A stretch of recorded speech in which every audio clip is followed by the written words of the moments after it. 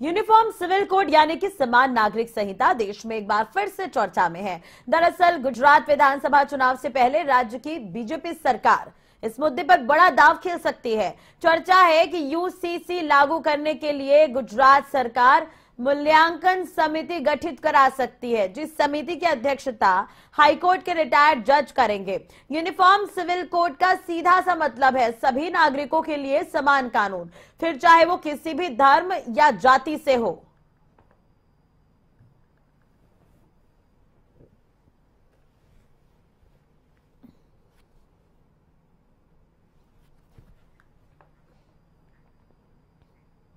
तो क्या है यूनिफॉर्म सिविल कोड, ये भी आपको ग्राफिक्स के जरिए बता देते हैं, क्योंकि यूनिफॉर्म सिविल कोड जिसका मतलब है एक समान कानून, देश के हर नागरिक के लिए एक समान कानून, भले ही वो किसी भी धर्म या जाति से ताल्लुक रखता हो।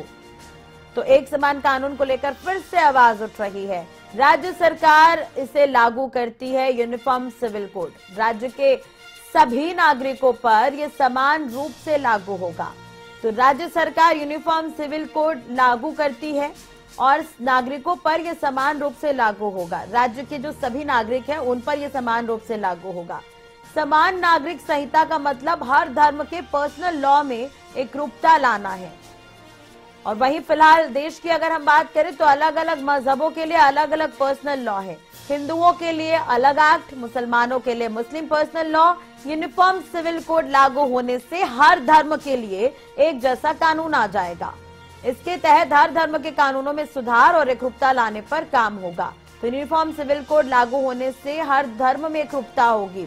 इसके तहत हर धर्म के कानूनों में सुधार और एकरूपता लाने पर काम होगा। क्या है यूनिफॉर्म सिविल कोड, ये हम आपको बता रहे हैं। इसका मतलब ये भी है कि एक निष्पक्ष कानून होगा। तो यूनिफॉर्म सिविल कोड की आवाज क्यों उठ रही है, ये क्यों जरूरी है? क्योंकि बहुत सारे धर्म के लोग भारत में रहते हैं, अलग अलग संस्कृति है, अलग अलग कानून है। अब अलग अलग कानून होने से न्यायपालिका पर बोझ पड़ता है। तो जरूरी क्यों है यूसीसी, उसकी हम बात कर रहे हैं। कॉमन सिविल कोड आ जाने से इस मुश्किल से निजात मिलेगी कहीं ना कहीं। अदालतों में सालों से लंबित पड़े मामलों के निपटारे जल्द हो पाएंगे। सभी नागरिकों के लिए कानून में एकरूपता आएगी तो सामाजिक एकता को भी बढ़ावा मिलेगा। यूनिफॉर्म सिविल कोड लागू होने से देश का विकास तेजी से होगा। कई देशों में पहले से ही यूनिफॉर्म सिविल कोड है, यानी कि सभी नागरिकों के लिए एक समान नियम, जाति धर्म के हिसाब से नियम वहां पर लागू नहीं है। अब जरूरी क्यों है, उसके बाद यह भी जानना बेहद जरूरी है कि इसका विरोध क्यों किया जाता है। हालांकि अब इस कानून की आवश्यकता लोग बता रहे हैं और इसे लेकर आवाज भी उठा रहे हैं। दरअसल विरोध इसलिए क्योंकि समान नागरिक संहिता पर मुस्लिम पर्सनल लॉ बोर्ड को आपत्ति है। विरोध करने वालों का कहना यह सभी धर्मों पर हिंदू कानून को लागू करने जैसा है। मुस्लिम पर्सनल लॉ बोर्ड की आपत्ति है कि अगर सबके लिए समान कानून लागू कर दिया गया तो उनके अधिकारों का हनन होगा। मुस्लिम पर्सनल लॉ के मुताबिक मुसलमानों को 3 शादियां करने का अधिकार है, जो यूसीसी के बाद नहीं रहेगा। अपनी बीवी को तलाक देने के लिए कानून के जरिए जाना होगा। वो अपनी शरीयत के हिसाब से जायदाद का बंटवारा नहीं कर पाएंगे। उन्हें कॉमन कानून का पालन करना होगा, इसलिए इसका विरोध किया जा रहा है। तो यूनिफॉर्म सिविल कोड की अगर हम बात करें तो किन किन देशों में यूसीसी लागू किया गया है वो भी आपको बता देते हैं। यूनिफॉर्म सिविल कोड पाकिस्तान में लागू है, बांग्लादेश और मलेशिया में भी इसे लागू किया गया है, तुर्की और इंडोनेशिया में भी यूनिफॉर्म सिविल कोड लागू है। सूडान और इजिप्ट जैसे कई देश हैं जहां पर यूनिफॉर्म सिविल कोड पहले से लागू किया गया है। तो इसमें तुर्की और इंडोनेशिया का नाम भी शामिल है जहां पर यह कोड लागू है।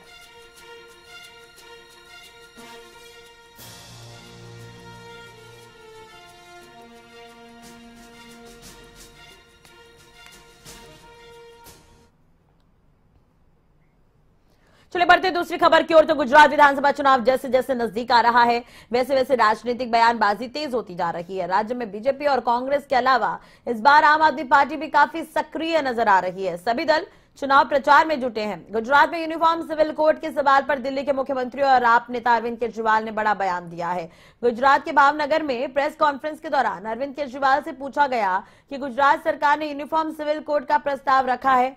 उसके लिए एक कमेटी भी बनाई है। इस सवाल के जवाब में अरविंद केजरीवाल ने कहा कि उनकी नीयत खराब है। संविधान के आर्टिकल 44 में साफ साफ लिखा है कि यूनिफॉर्म सिविल कोड लागू करना सरकार की जिम्मेदारी है। तो सरकार को यूनिफॉर्म सिविल कोड बनाना चाहिए, इसे ऐसा बनाना चाहिए जिसमें सभी समुदायों की रजामंदी हो। उन्होंने कहा कि सभी समुदायों को साथ लेकर यूनिफॉर्म सिविल कोड बनना चाहिए। आपको महंगाई, उनकी नीयत खराब है। मैं आपको बताता हूं, संविधान के आर्टिकल 44 में साफ साफ लिखा है कि ये सरकार की जिम्मेदारी है यूनिफॉर्म सिविल कोड बनाना। तो सरकार को यूनिफॉर्म सिविल कोड बनाना चाहिए, ऐसा बनाना चाहिए जिसमें सभी समुदायों का रजामंदी हो, सबको साथ लेके, सभी समुदायों को साथ लेके यूनिफॉर्म सिविल कोड बनना चाहिए। भारतीय जनता पार्टी ने क्या किया?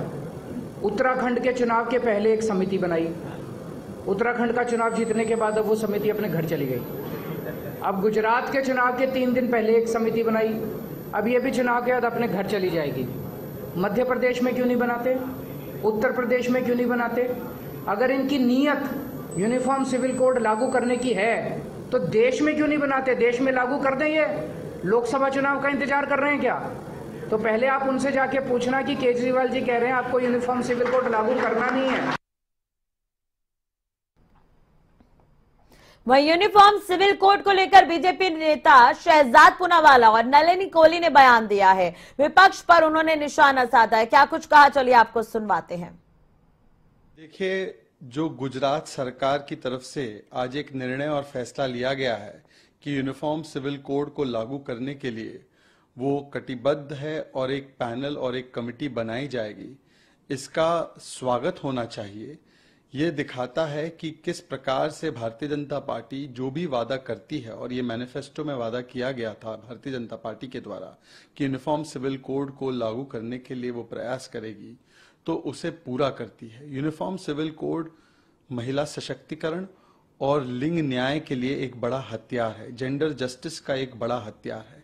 और इसलिए जहां पर भी भारतीय जनता पार्टी की सरकार है, चाहे उत्तराखंड हो, चाहे हिमाचल प्रदेश हो, चाहे उत्तर प्रदेश हो, चाहे गुजरात हो, अलग अलग जगहों पर यूनिफॉर्म सिविल कोड को लागू करने के लिए भारतीय जनता पार्टी की सरकार कटिबद्ध है। तो दुख की बात यह होती है कि यूनिफॉर्म सिविल कोड जैसे विषय पर भी, जो एक संविधान का विषय है, जिसका जिक्र संविधान में है, उसके ऊपर भी कुछ राजनीतिक दल केवल अपनी वोट बैंक की राजनीति चमकाने के लिए संविधान का और संविधान के प्रावधानों का भी विरोध करते हैं और उसे सांप्रदायिक चश्मे से देखते हैं। ये दुख की बात है कि आम आदमी पार्टी, कांग्रेस पार्टी, जो लगातार अपने आप को महिला अधिकारों का हितैषी बताती है, जो लगातार अपने आप को बताती हैं कि ये तथाकथित सेकुलरवादी पार्टियां हैं, जो अलग अलग तरीके के सुझाव भी देती है, वो आज खुलकर इसका समर्थन क्यों करने में कतराती? ओवैसी जी और उनकी पार्टी की पूरी राजनीति कहीं ना कहीं धर्म को खींचना और सवाल उठाने वाली बातें हैं। उन्हें पहले कहना चाहिए कि यूसीसी के समर्थन में है या नहीं है, क्योंकि यूसीसी अनुच्छेद 44 या आर्टिकल 44 के तहत संविधान के अंदर ही लिखा हुआ है और इसको लागू तो कभी ना कभी तो करना पड़ेगा। दूसरी बात आप देखिए, कहने के लिए तो बहुत कुछ है। ये उन्होंने कहा मुझे सपना है कि बुर्खा में पहनी हुई एक महिला एक दिन देश की प्रधानमंत्री होंगी।